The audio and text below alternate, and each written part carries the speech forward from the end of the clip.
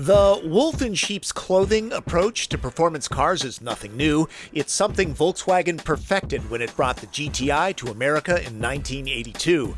35 years later, it's still an awesome hot hatch, but talk like a pirate, R if you want it all.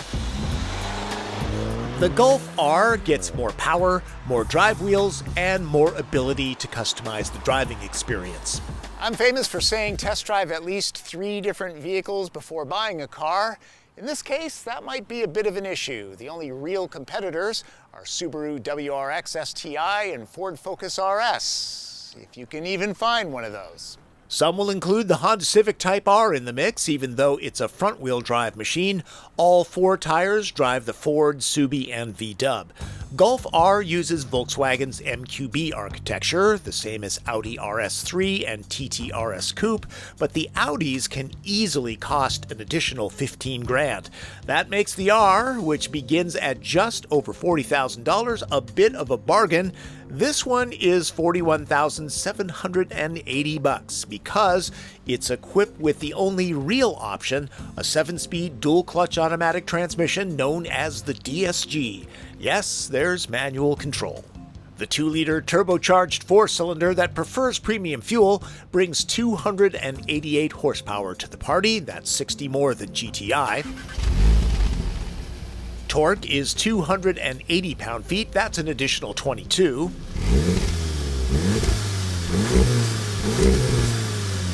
You can save $1,100 by going with the 6-speed manual transmission. Some wouldn't have it any other way. The R gets standard DCC adaptive suspension. Damping forces can be applied individually to each of the 4 wheels. There's varying rebound and compression during cornering. That, and there are modes, including one that allows drivers to tune the car in a specific way. Volkswagen says the electronic stability control can be completely defeated for track use. One advantage with the dual clutch transmission, launch control. All-wheel drive and extra power add authority to the R's takeoffs. The automatic has the speed advantage over the manual if every tenth of a second counts. The DSG does the 0 to 60 mile-an-hour dash in 4.8 seconds, according to Car and Driver. That's a smidge quicker than the Civic Type R and WRX STI, a tad slower than the Focus RS. All right, let's talk about transmissions. The dual clutch here is a brilliant piece of machinery. Super quick shifts, always knows what gear to be in, but there's also the 6-speed manual, which is also very compelling. Really, what it comes down to is buy the transmission that speaks to you. 0 to 60 might be a benchmark for acceleration, but in the real world, mid-range power is almost more important since that's what you're using when passing on 2-lane roads. This car has gobs of that. The R's brakes come from the GTI Performance Package model. They are very, very effective. See those?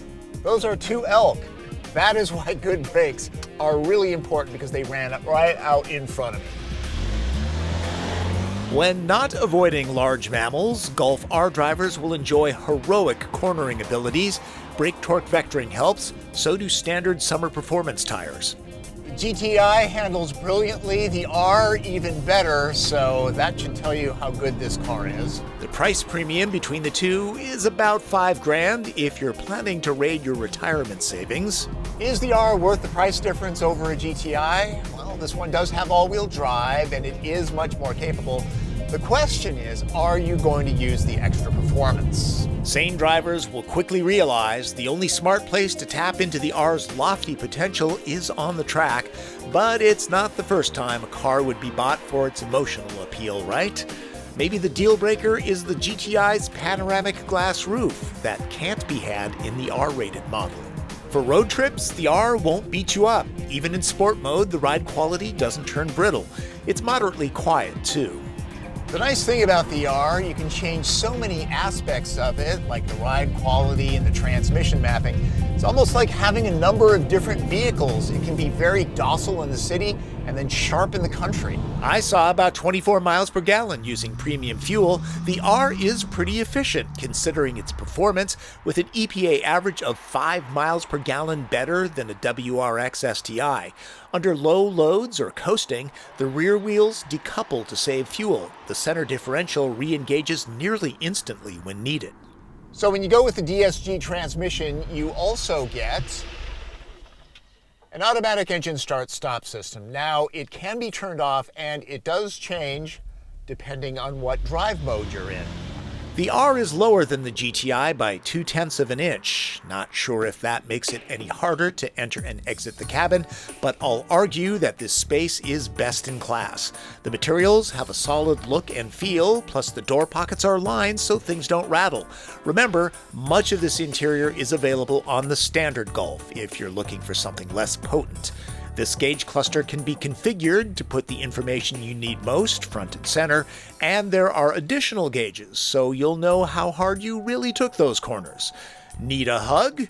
Deeply bolstered chairs have your back and your sides all day long. Climate is automatic and dual zone. The Fender sound system is rich and punchy. There is a CD player, it's just hidden on the passenger side. The clean, simple layout of Volkswagen's user interface is easy to navigate with nothing terribly deep in the menu. Android Auto and Apple CarPlay are standard. At low speeds, the Golf R will brake when reversing. If an impact is detected, the flip-out camera helps to keep the lens clean too. You don't look good. You think? Am I driving? You think? A little too much fun in the corners? Let's get this over with. This space is just big enough for me at 5'9", just like him. Foot, knee, and leg room, those are fine. Like the door pockets, those are lined like the front ones. There is no place for me to charge my cell phone, though. Darn. The average size drive shaft tunnel intrudes on the middle passenger's shoes a little bit, but that's okay. My guess is 5 people will rarely ride in this car at one time, especially if the owner drives like my brother. Oof. A little detail that Volkswagen could have skipped: adjustable cup holders that will handle more than just drinks. There aren't many vehicles that are both high performance and practical. Finally, something you and your significant other can agree on, unlike which movie you're going to see tonight. With the seats up, space isn't too bad. You probably won't ever be buying 5 packs of TP. There's a little space under the load floor around the subwoofer. Like the adjustable cup holder, small things like this tab, which holds the cover in place, makes a difference. Since this starts life as a Golf, it's a supremely useful car. Recently, I was able to get 16 packs of my measurement metric into a Subaru Ascent with the third row folded. The R will take on nearly as much, 15 bundles, though, of course, you'll be limited to a driver and passenger. And enjoy that rom-com tonight. Buy a 2019 Golf R, and there's a very cool option. The Spectrum program, that's Spectrum with a K, lets you choose from 40 custom paint colors, and some of them are pretty wild. The price is just $2,500, a bargain considering what a good custom paint job might cost. In addition to performance, the R comes standard with a long list of active electronic safety tech like blind spot warning, automatic emergency braking with pedestrian detection, lane keep assist, and adaptive cruise control.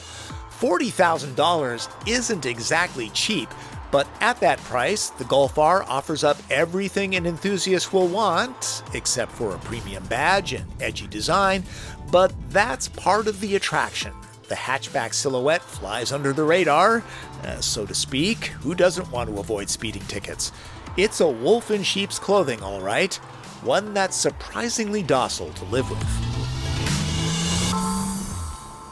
Not sure if people know this, so I'll point out that Volkswagen's new warranty program covers the car for 6 years or 72,000 miles. It's bumper-to-bumper coverage, not just powertrain. Also, it's transferable should you decide to sell it. It does not cover tires, though, nor should it on a car like this. You could shred them in a week if you tried hard enough. I sure do like the stealthiness of the R, but can I share a little tip with you? Over the years, I've talked to an awful lot of Seattle police and Washington State Patrol officers, and they have said time and time again, we can spot a Volkswagen GTI a mile away. They're not looking for performance cars. They're not looking for brightly colored cars. They're looking for bad drivers and the difference of speed in traffic. In fact, some of them have said they're likely to give performance car drivers a little bit of a break because they tend to be more skilled and their cars can handle situations better. What they're really looking for is stupid. All right? Don't be stupid. That's Driven. I'm Tom Volk.